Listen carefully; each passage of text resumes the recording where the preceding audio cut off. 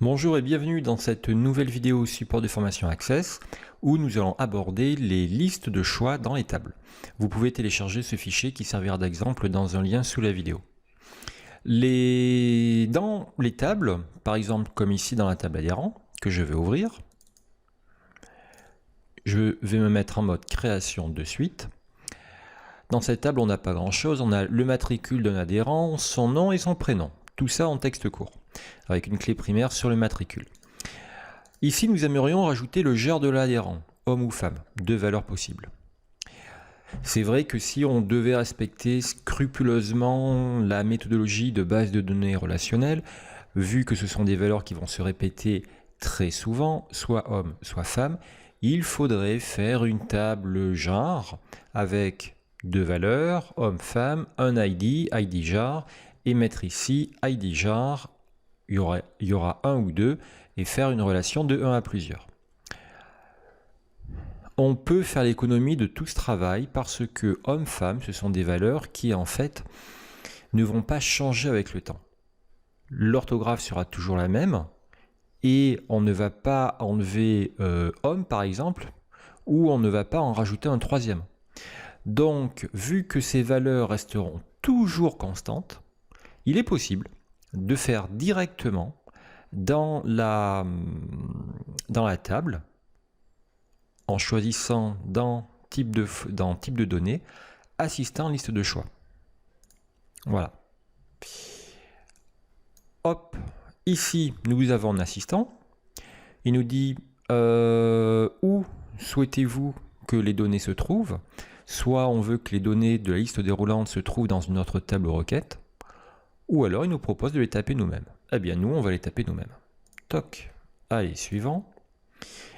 Quelle valeur souhaitez-vous? Eh bien ici, on va mettre homme et en dessous, femme.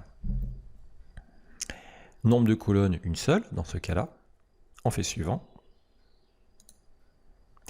Quelle étiquette souhaitez-vous pour votre liste de choix?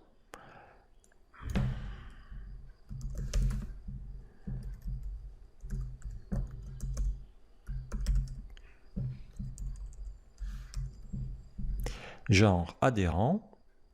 Voulez-vous limiter les entrées au choix? Ah oui. Autorisez-vous plusieurs valeurs? Non. Soit l'une, soit l'autre. Et je fais terminer. Je sauvegarde. Je vais voir en mode en affichage feuille de données ce que ça me donne. J'ai bien genre adhérent avec une liste déroulante, homme ou femme. Et si j'essaye de taper autre chose,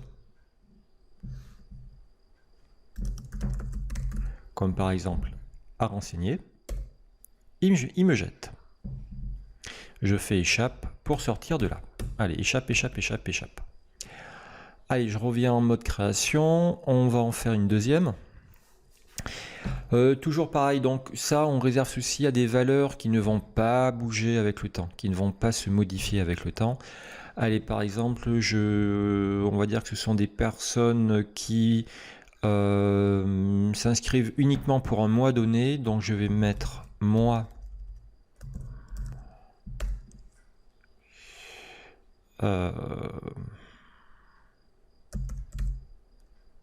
choisi. Ici, assistant liste de choix, je taperai les valeurs, suivant.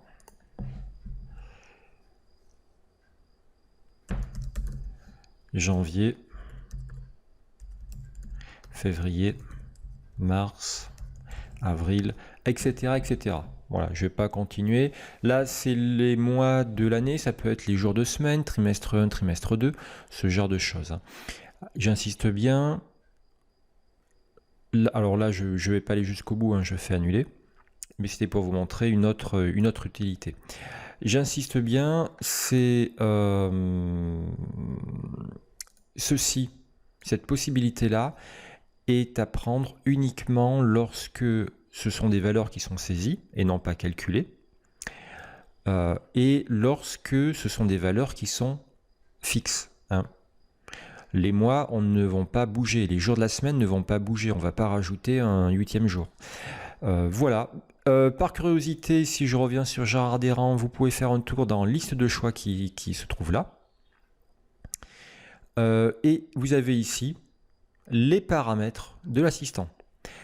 Contrôle de l'affichage, zone de liste déroulante, origine source, liste valeur, contenu, les valeurs entre guillemets séparées par des points-virgules, colonne liée, il n'y en a qu'une, nombre de colonnes, il n'y en a qu'une. Et ici, autoriser plusieurs valeurs, non. Autoriser les modifications, bien sûr, oui. Voilà. Donc là, si vous devez modifier quelques paramétrages de votre liste de choix, ils sont ici, dans l'onglet liste de choix. Voilà, bah écoutez, j'espère que vous avez pu refaire ces petites manipulations. Il n'y a rien de très compliqué. Il faut savoir que ça existe. Attention, encore une fois, il ne faut pas se servir de ça pour aller prendre, pour taper par exemple le nom de client. Parce que les clients, il y en a qui viennent, il y en a qui sortent, ou des noms de références, de produits.